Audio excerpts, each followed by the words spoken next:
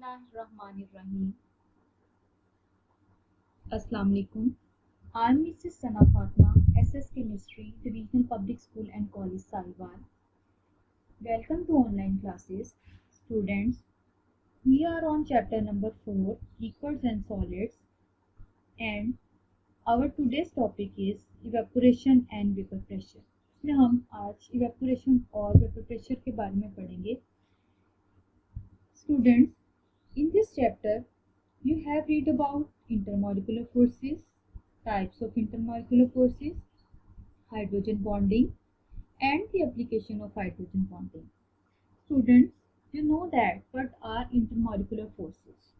Intermolecular forces are the forces of attraction present between the molecules, and these forces greatly affected the physical properties of molecules like freezing point, melting point, vaporisation.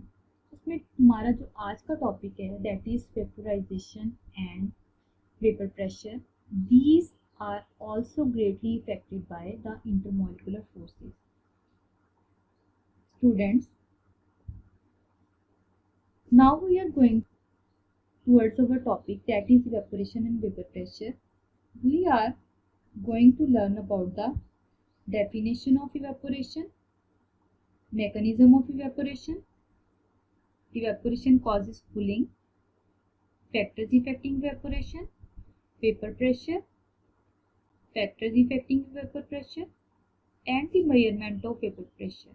यानी हम इन सब के बारे में आज के lecture में जो है पढ़ेंगे कि ये सब इवेपोरेशन जो है उसकी डेफिनेशन क्या है और उसका मैकेनिज्म क्या है, फैक्टर्स वगैरह के बारे में. इसी तरह वेपर प्रेशर के फैक्टर्स और मेजरमेंट के बारे में पढ़ेंगे.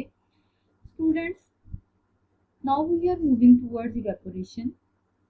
The definition of evaporation is the spontaneous change of liquids into vapours is called evaporation.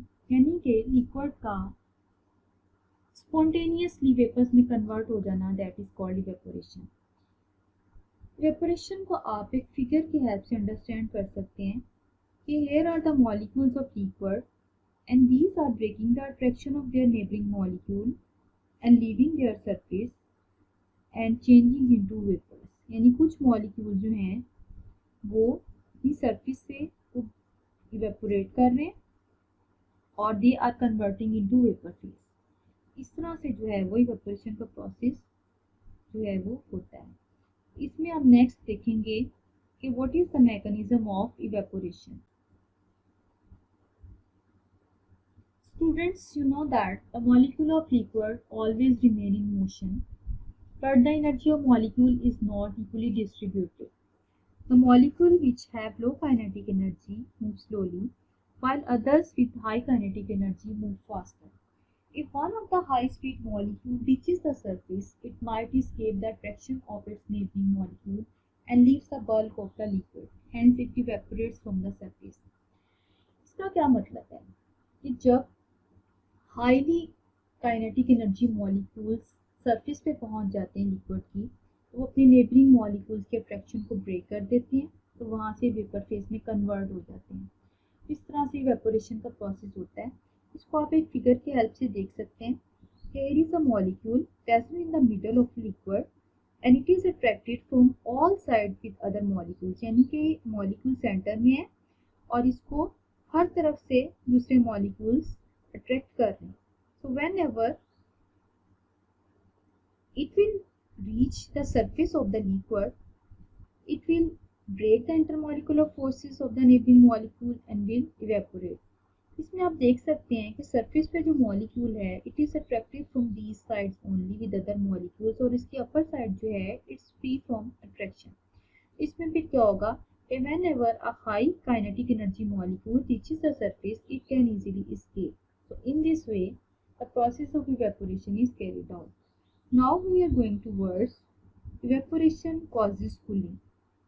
Students, आपने इसके चीज़ के बारे में ऑब्जर्व किया होगा कि जब भी कभी इवेपोरेशन का प्रोसेस होता है तो हमें कूलिंग इफेक्ट फील होता है. Now we will learn that how we feel this cooling effect या what's the reason behind that.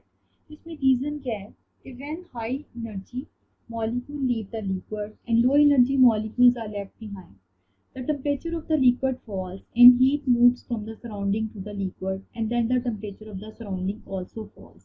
यानी कि जब हाई एनर्जी मॉलिक्यूल्स लीव कर जाते हैं यानी कि वो वेपर्स में कन्वर्ट हो जाते हैं तो पीछे जो मॉलिक्यूल्स रह जाते हैं वो लो एनर्जी मॉलिक्यूल्स होते हैं जिनकी वजह से हमें लिक्विड का टेम्परेचर जो है वो कम फील होता है। उसके हीट लॉस को कंपनसेट करने के लिए सराउंडिंग से जो है वो हीट लिक्विड की तरफ मूव करती है and as a result surrounding का टेम्परेचर जो है वो भी कम हो जाता है। इसमें आप इसको with the help of figure देख सकते हैं कि high kinetic energy molecules are leaving from the surface and they are converting into vapours और पीछे जो रिमेनिंग लिक्विड है इसमें वो मॉलिक्यूल्स हैं जिनकी एनर्जी कम है या जो लो एनर्जी मॉलिक्यूल्स हैं जिसकी वजह से हमें लिक्विड का टेम्परेचर कम फील होगा। इसकी हीट लॉस को कंपनसेट करने के लिए सराउंडिंग से हीट जो है वो लिक्विड की तरफ मूव करेगी जिसकी वजह से हमें फिर सराउंडिंग का टेम्परेचर भी कम फील होगा।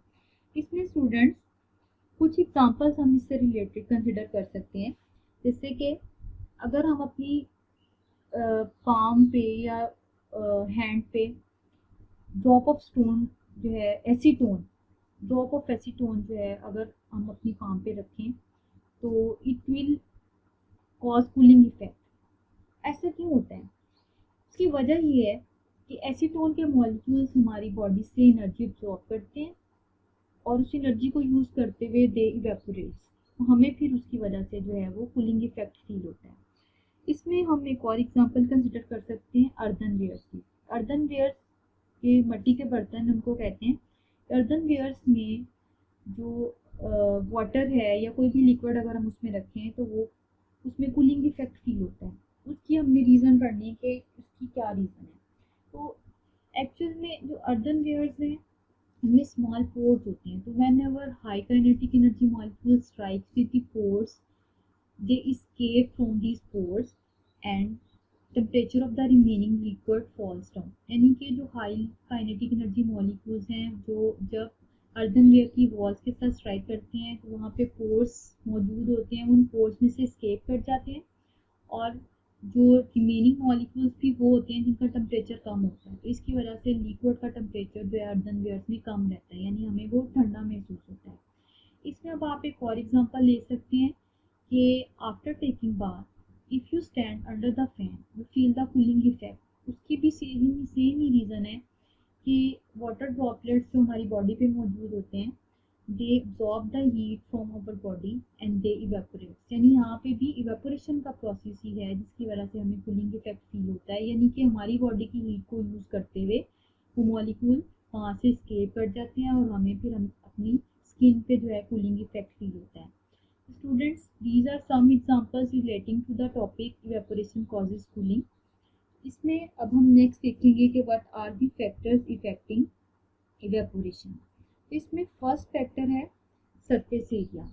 If surface area is increased, then more molecules are able to escape and liquid evaporates more quickly। यानी कि अगर लिक्विड का सरफेस एरिया ज़्यादा होगा तो ज़्यादा से ज़्यादा मॉलिक्यूल्स जो हैं वो सरफेस पे पहुंच जाएंगे और वहाँ से एस्केप कर सकते हैं और रेट ऑफ इवेपोरेशन जो है वो फास्ट हो जाएगा। यानी कि सरफेस एरिया ज़्यादा होगा तो रेट ऑफ इवेपोरेशन भी ज़्यादा हो जाएगा और अगर सरफेस एरिया कम होगा तो रेट ऑफ इवेपोरेशन भी कम होगा।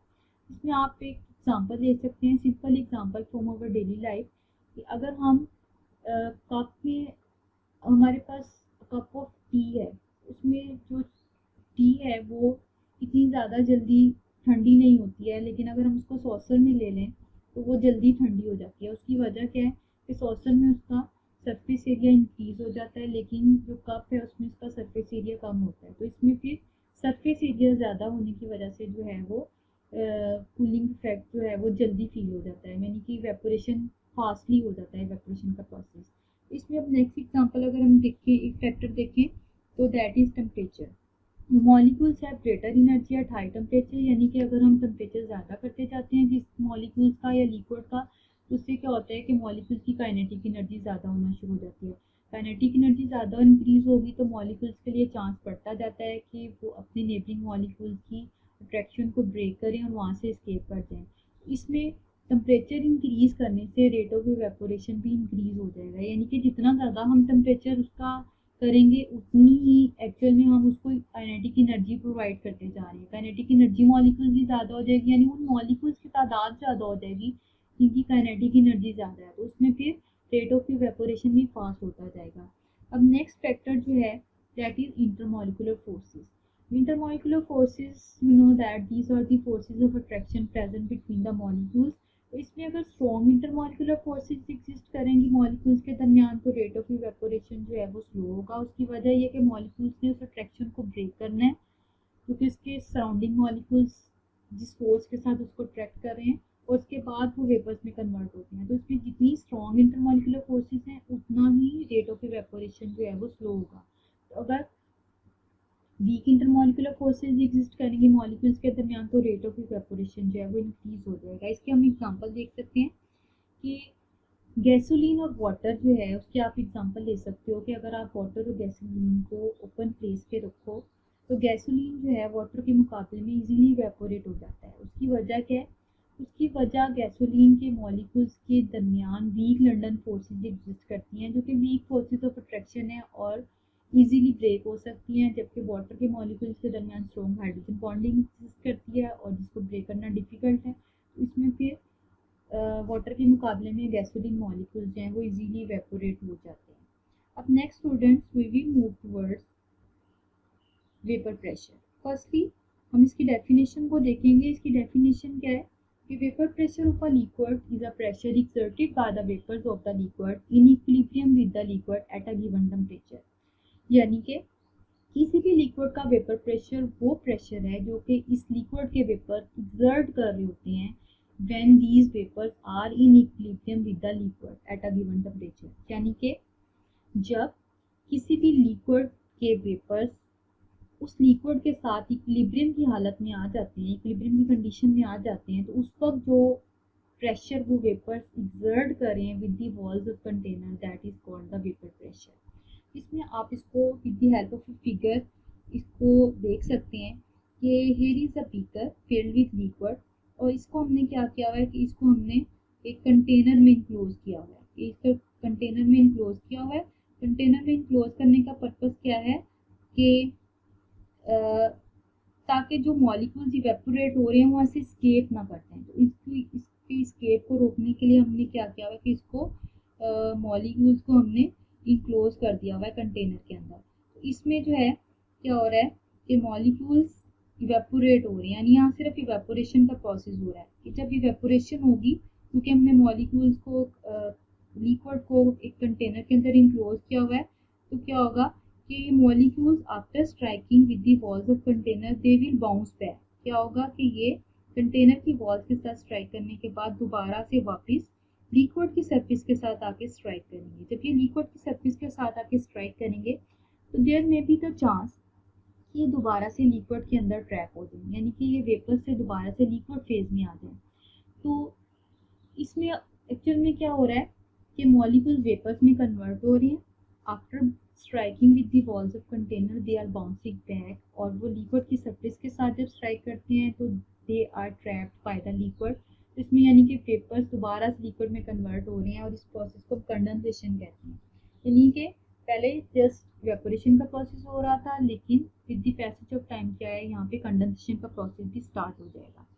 इसमें स्टार्ट में इवेपोरेशन का रेट फास्ट है लेकिन कंडेंसेशन का प्रोसेस स्लो है। With the passage of time क्या होगा कि जैसे जैसे मॉलिक्यूल्स वेपर्स में कन्वर्ट होते जाएंगे, ज़्यादा मॉलिक्यूल्स जो है वो बाउंस बैक होंगे, they will strike with the surface of the liquid और उनके ट्रैप होने के चांसेस बढ़ते जाएंगे। यानी कि जैसे जैसे इवेपोरेशन फास्टली होगा वैसे वैसे कंडेंसेशन का प्रोसेस भी जो है वो फास्टली होता जाएगा और एक स्टेज ऐसे आ जाएगी जिसमें rate of evaporation will become equal to the rate of condensation.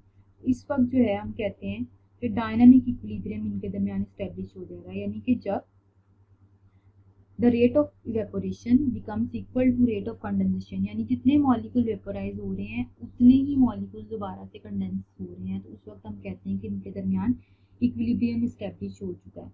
इस वक्त जो है मॉलिक्यूल वेपर्स के मॉलिक्यूल जो वेपर में कन्वर्ट हो चुके हैं, लिक्विड के मॉलिक्यूल जो वेपर्स में कन्वर्ट हो चुके हैं और जो प्रेशर वो एक्सर्ट कर रहे हैं उसको भी हम वेपर प्रेशर कहते हैं। यानी कि लिक्विड और वेपर्स के दरमियान इक्विलिब्रियम इस्टेब्लिश हो चुका है, और जो वेपर प्रेशर एक्सर्ट कर रहे हैं उसको हम वेपर प्रेशर कहते हैं।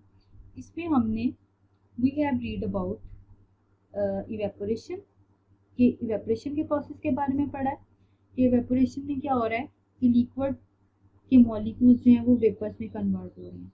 Secondly we have read about condensation, ये वेपर्स क्या कर रहे हैं कि जब वो वॉल्स ऑफ कंटेनर के साथ स्ट्राइक करते हैं और दोबारा से आके लिक्विड की सरफेस के साथ स्ट्राइक करते हैं तो वो वेपर से लिक्विड फेज में कन्वर्ट हो जाते हैं। और जब ये दोनों process evaporation and condensation equal rate पे होना शुरू हो जाते हैं तो उस वक्त इनके दरमियान डायनामिक इक्विलिब्रियम इस्टेब्लिश हो जाता है।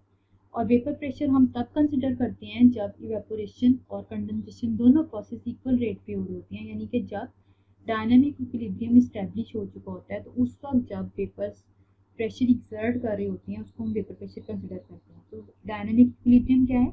It's the stage at which the rate of vaporization becomes equal to condensation, it is called dynamic equilibrium। यानी कि वो स्टेज या वो कंडीशन जिस वक्त rate of evaporation rate of condensation के इक्वल हो जाता है उसको हम डायनामिक इक्विलिब्रियम कहते हैं। उस वक्त यानी जब डायनामिक इक्विलिब्रियम अटेन हो जाता है तो नंबर ऑफ मॉलिक्यूल्स जो कि सरफेस को लीव करें यानी कि जो वेपर्स में कन्वर्ट हो रहे हैं उनका नंबर जो है उन मॉलिक्यूल्स के इक्वल हो जाएगा जो कि दोबारा से लिक्विड में कन्वर्ट हो रहे हैं। उस वक्त जो है जितने मॉलिक्यूल वेपोराइज हो रहे हैं उतने ही दोबारा से कंडेंस हो रहे हैं, यानी कि उनकी तादाद सेम हो जाएगी। तो इसमें चांस हो सकता है कि वो मॉलिक्यूल जो कि एक मोमेंट में लिक्विड फेज में है इट मे पॉसिबल कि at the next moment they will be in vapour phase, या जो मॉलिक्यूल वेपर फेज में है इट मे पॉसिबल कि at the very next time वो जो है वो लिक्विड फेज में जा चुकी हो। तो इसमें जब डायनामिक इक्विलिब्रियम एस्टैब्लिश होगा उस वक्त जो है मॉलिक्यूल्स जो प्रेशर एक्सर्ट करेंगे वो जो है वेपर प्रेशर कहलाता है। ठीक है, तो इसमें जो है students now we are going towards factors affecting vapour pressure, यानी अब हम उन फैक्टर्स के बारे में पढ़ेंगे जो कि वेपर प्रेशर को इफेक्ट करते हैं। तो इसमें जो है सबसे पहले जो फैक्टर आता है that is the size of molecule. अगर मॉलिक्यूल्स का साइज स्मॉल होगा तो molecule will easily evaporate and they will exert more vapour pressure, right. और अगर मॉलिक्यूल्स का साइज जो है वो ज़्यादा होगा तो इवेपोरेशन जो है वो डिफ़िकल्ट होगी और उसमें वेपर प्रेशर भी वो कम एक्सर्ट करेंगे, लेस वेपर प्रेशर एक्सर्ट करेंगे। इसमें आप एग्जांपल ले सकते हो हेप्टेन और हेक्सेन की। हेप्टेन के मॉलिक्यूल स्मॉल साइज होते हैं एज कम्पेयर टू हेक्सेन, तो they will exert more vapour pressure as compare to hexane.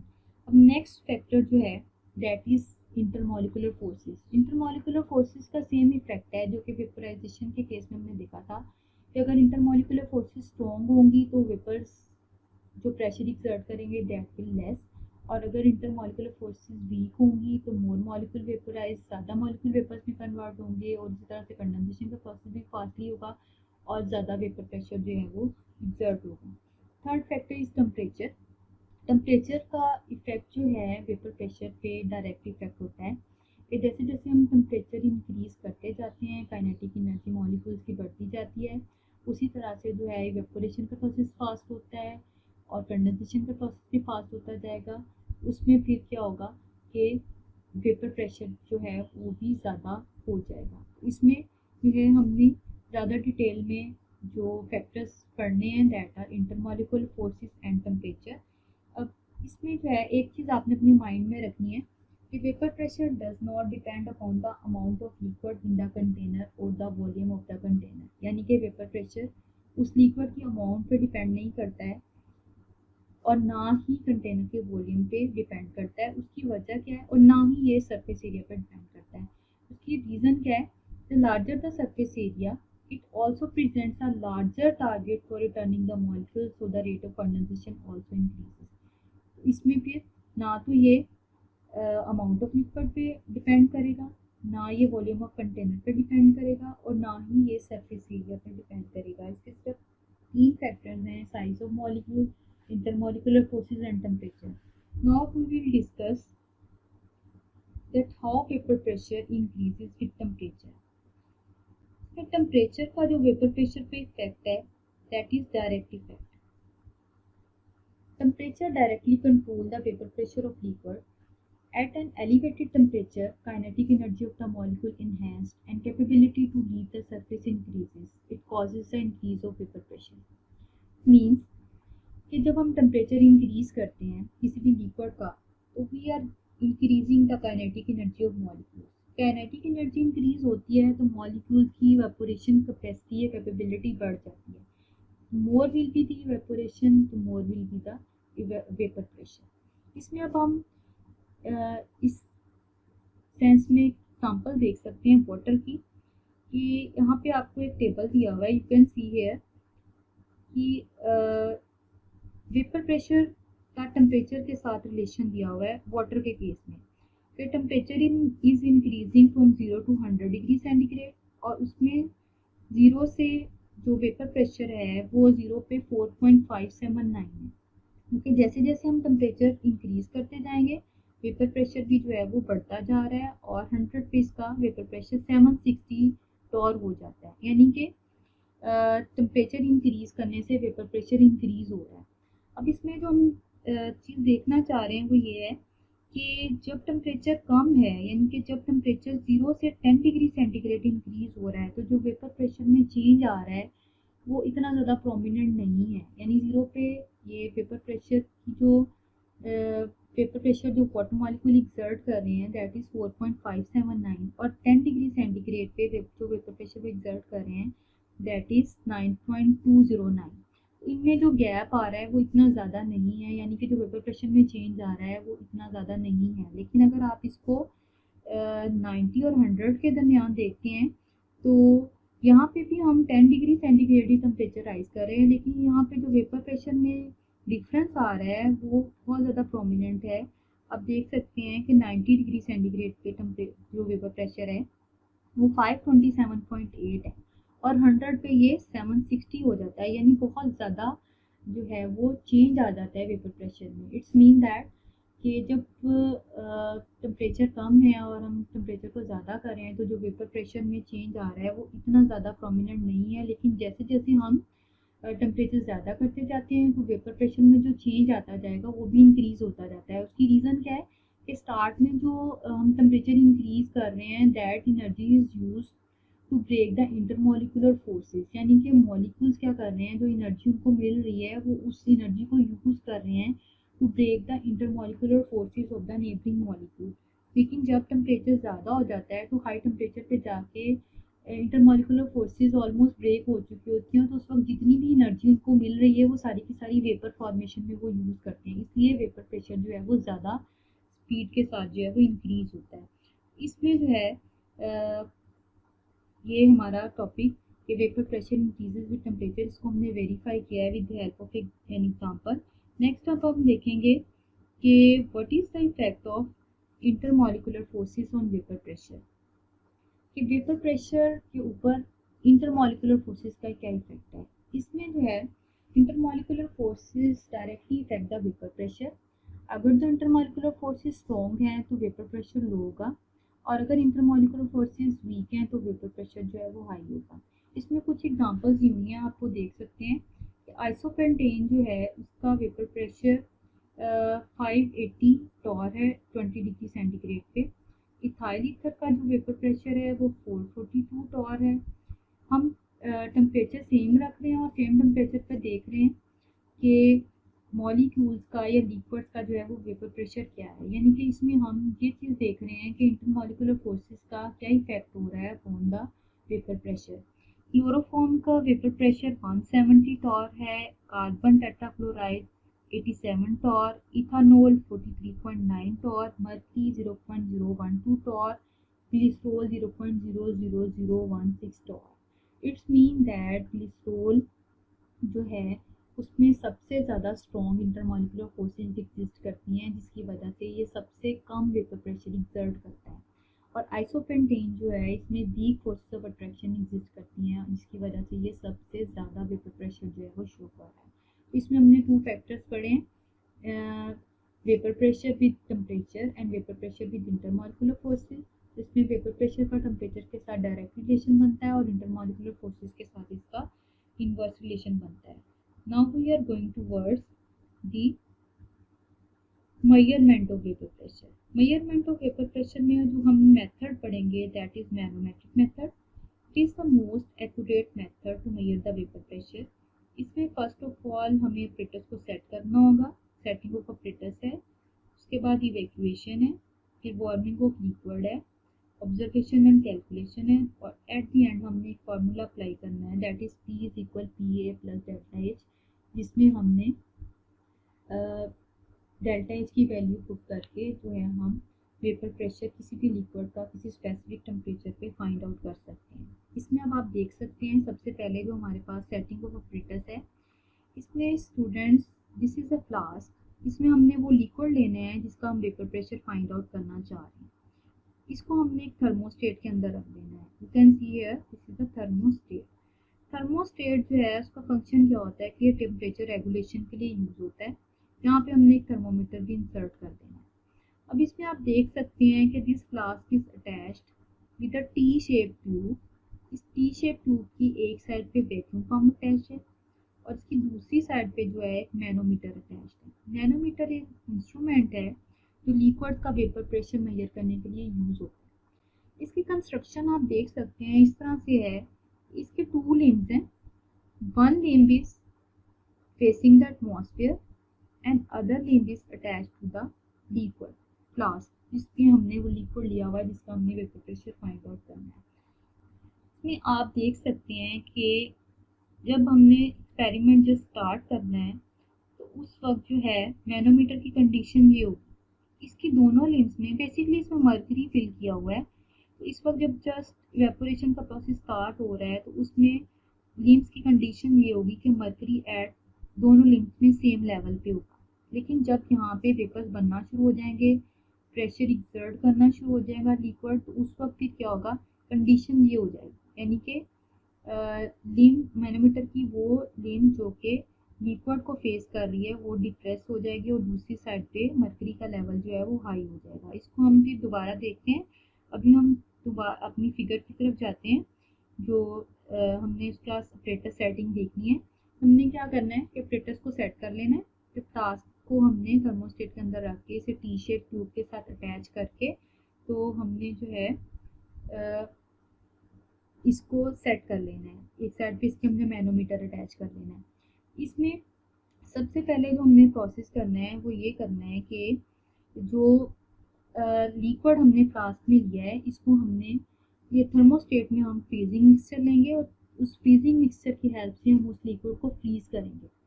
Liquid को फ्रीज करने के बाद हम वैक्यूम पंप की हेल्प से जो एयर की सरफेस पे आ चुकी होगी हम उसको वहाँ से इवैक्यूएट करेंगे। यानी हमारा फर्स्ट स्टेप क्या है, इवैक्यूएशन। इवैक्यूएशन का क्या मतलब है कि हमने लिक्विड को फ्रीज करना है with the help of freezing mixture और वहाँ से क्या होगा कि लिक्विड के अंदर जो भी कोई एयर ट्रैप फॉर्म में होगी वो सरफेस पे आ जाएगी और हमने उस एयर को वैक्यूम पंप की हेल्प से वहाँ से इवैक्यूएट कर देना है।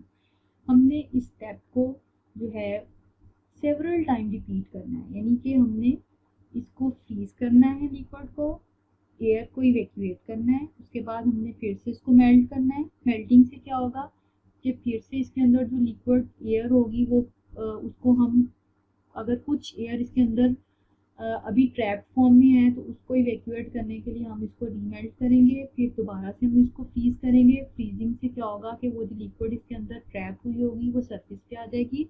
वहाँ से हम क्या करेंगे कि वैक्यूम पंप की हेल्प से उसको इवैक्यूएट कर लेंगे। इस प्रोसेस को हमने इवैक्यूएशन के प्रोसेस को हमने सेवरल टाइम रिपीट करना है।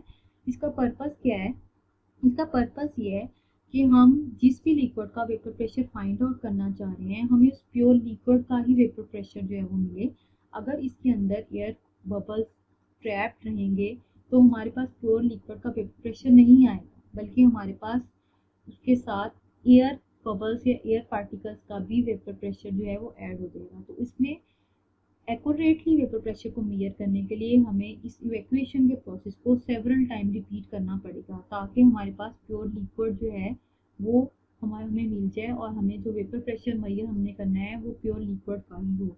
इसके बाद हम क्या करेंगे, इवैक्यूएशन के बाद नेक्स्ट स्टेप हमारा है वार्मिंग ऑफ लिक्विड। अब हम लिक्विड को उस टेम्परेचर तक हीट करेंगे जिस पे हम इसका वेपर प्रेशर मेजर करना चाहते हैं। अब इसमें जब उस टेम्परेचर तक हम इसको हीट कर लेंगे। यहाँ पे वेपोरेशन का प्रोसेस स्टार्ट हो जाएगा। वेपोरेशन में क्या होगा कि molecules will strike with the walls of container और कंडेंस बैक होंगे और यहाँ पे इक्विलिब्रियम की कंडीशन आ जाएगी और वेपर्स बनना शुरू हो जाएंगे।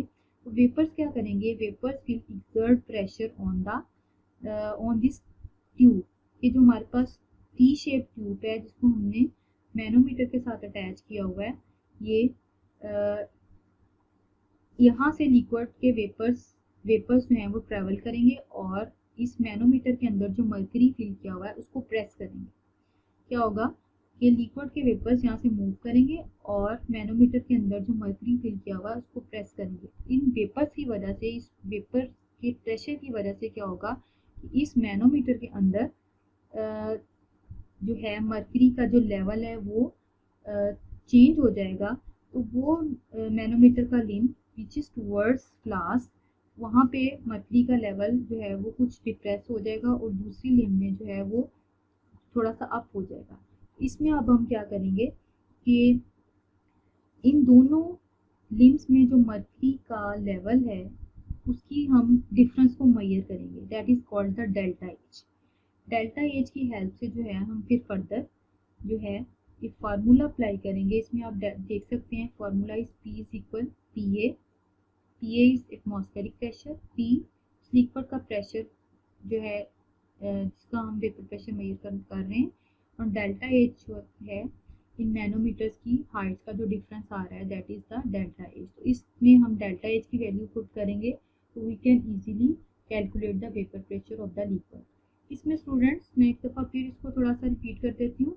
हमारा फर्स्ट स्टेप क्या है, that is setting of operators. उसके बाद हमने इवैक्यूएशन का प्रोसेस करना है। तो हमने जितनी भी एयर ट्रैप्ड है लिक्विड में उसको हमने with the help of vacuum pump वहाँ से रिमूव करना है। उसके बाद हमने क्या करना है, वार्मिंग ऑफ लिक्विड है, यानी हमने लिक्विड को टेम्परेचर पे ले जाके हीट करना है जिसमें हम उसका वेपर प्रेशर फाइंड आउट करना चाह रहे हैं। उसमें फिर क्या होगा कि हमारी ऑब्जर्वेशन और कैलकुलेशन है। ऑब्जर्वेशन हमारी क्या है कि वेपर्स जो हैं लिक्विड के वेपर्स इस मैनोमीटर के अंदर जो मर्करी कॉलम है इसको प्रेस करेंगे जिससे यहाँ पे दोनों लिम्स के अंदर मर्करी का लेवल जो है वो चेंज हो जाएगा। That limb which is towards the vapour towards the flask that will be depressed, और वो लिम्ब जो टुवर्ड्स टुवर्ड्स द एटमॉस्फेयर है उसमें क्या होगा कि लेवल अप हो जाएगा मर्करी का। और यहाँ पे फिर डेल्टा एच की वैल्यू कैलकुलेट करके हम फार्मूला में वैल्यू अप्लाई करके जो है वेपर प्रेशर फाइंड आउट कर सकते हैं। इसमें स्टूडेंट्स आप ये नेक्स्ट फिगर देखिए मैनोमीटर की। इसमें मैंने आपको स्टार्ट में भी बताया कि जब हमने जस्ट हीटिंग स्टार्ट की है तो उस वक्त मैनोमीटर के अंदर मर्करी का लेवल ये होगा, यानी कि दोनों लिम्स में मर्करी सेम लेवल पे होगा। तो इसमें क्या है कि लेकिन नेक्स्ट जब यहाँ पे वेपर्स बनना शुरू हो जाएंगे और लिक्विड प्रेशर एक्सर्ट करना शुरू हो जाएगा तो उस वक्त फिर क्या कंडीशन होगी कि सेकंड पिक्चर आप देख सकते हैं कि इसमें फिर लिम्ब की एक साइड जो कि लिक्विड को फेस कर रही है, यहाँ पे मर्करी का जो लेवल है वो डाउन हो जाएगा। मर्करी को वो प्रेस करेंगे वेपर्स और दूसरी साइड पे वेपर प्रेशर दूसरी साइड पे जो है मर्करी का लेवल अप हो जाएगा। तो इसमें भी कंडीशन ये हो जाएगी मैनोमीटर की। और यहाँ पे फिर हम दोनों लिम्स में जो डेल्टा एच है उसको मेजर करके वेपर प्रेशर फाइंड आउट कर सकते हैं। तो this is about the manometer method, manometric method कि हम किस तरह से वेपर प्रेशर किसी भी लिक्विड का मेजर कर सकते हैं। तो students now we are going to recapitulate the lesson. In this lesson we have read about the evaporation, definition of evaporation. The spontaneous change of liquid into vapors is called evaporation. Next we have read about the mechanism of evaporation. हमने पढ़ा है कि evaporation का process किस तरह से होता है कि किस तरह से high kinetic energy molecules neighbouring molecules के अट्रैक्शन को ब्रेक करते हैं और they escape from the surface. Next हमने पढ़ा है about the factors affecting evaporation कि वो कौन से फैक्टर्स हैं जो कि इवेपोरेशन को इफेक्ट करते हैं। उसमें हमने सरफेस एरिया के बारे में पढ़ा है, टेम्परेचर के बारे में पढ़ा है, इंटरमॉलिक्यूलर फोर्सेस के बारे में पढ़ा है कि किस तरह से ज़्यादा सरफेस एरिया होगा तो इवेपोरेशन का रेट फास्ट हो जाएगा, टेम्परेचर ज़्यादा होगा तब भी इवेपोरेशन का रेट फास्ट हो जाएगा, इंटरमॉलिक्यूलर फोर्सेस स्ट्रॉन्ग होगी तो रेट ऑफ इवेपोरेशन भी लो, राइट। तो ये फैक्टर्स हैं जो कि इवेपोरेशन को इफेक्ट करते हैं। उसके बाद हमने पढ़ा है about the evaporation causes cooling, कि इवेपोरेशन का प्रोसेस किस तरह से कूलिंग इफेक्ट कॉज करता है। उसमें हमने कुछ एग्जांपल्स ली हैं अर्दनवेयर वेसल्स की, एसीटोन की, और हमने थर्ड एग्जांपल ली थी कि after taking bath we feel the cooling effect. तो ये एग्जांपल्स जो हैं ये आपने अच्छी तरह से नोट करनी है। आफ्टर दिस रिकैप आपको असाइनमेंट में क्वेश्चन दिए जाएंगे, उनमें जो है वो आप यूज़ करोगे इसको। नेक्स्ट हमने पढ़ा है अबाउट द वेपर प्रेशर, इसकी डेफिनेशन के बारे में पढ़ा है कि the pressure exerted by the vapours of liquid when it is in equilibrium with the liquid at a particular temperature.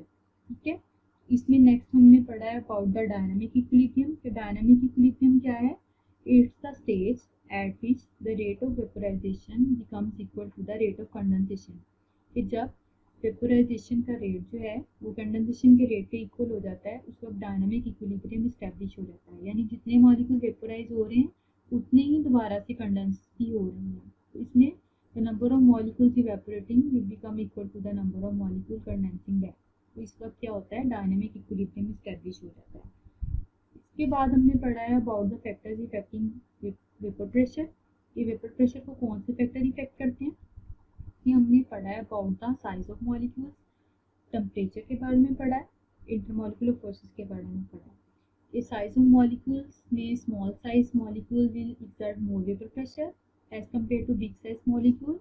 Intermolecular forces strong होंगी तो वेपर प्रेशर जो है दैट विल लेस, और अगर वीक इंटरमॉलिक्यूलर फोर्सेस होंगी तो liquid will exert more vapour pressure. हमने temperature के बारे में पढ़ा है कि टेम्परेचर का डायरेक्ट इफेक्ट होता है upon vapour pressure. If temperature will increase vapour pressure will increase, right. And after that we have read about the manometric method. Manometric method क्या है, इसमें हम मैनोमीटर की हेल्प से जो है किसी भी लिक्विड का किसी भी स्पेसिफिक टेम्परेचर पे वेपर प्रेशर फाइंड आउट कर सकते हैं, and this is the most accurate method for the measurement of vapour pressure, right. Now students, here is an assignment for you. There are some short questions. You will be easily solve these short questions. First one is what is evaporation and vapor pressure. Second one is why evaporation causes cooling. Third one is why earthenware vessels keep water cool. Fourth one is why one feels sense of cooling under the fan after taking bath. Next one is what is dynamic equilibrium. And last one is what is manometer. Manometer में आप बता सकते हैं कि it is a U-shaped instrument जिसमें mercury fill किया होता है, और that is used to measure the vapor pressure of liquids.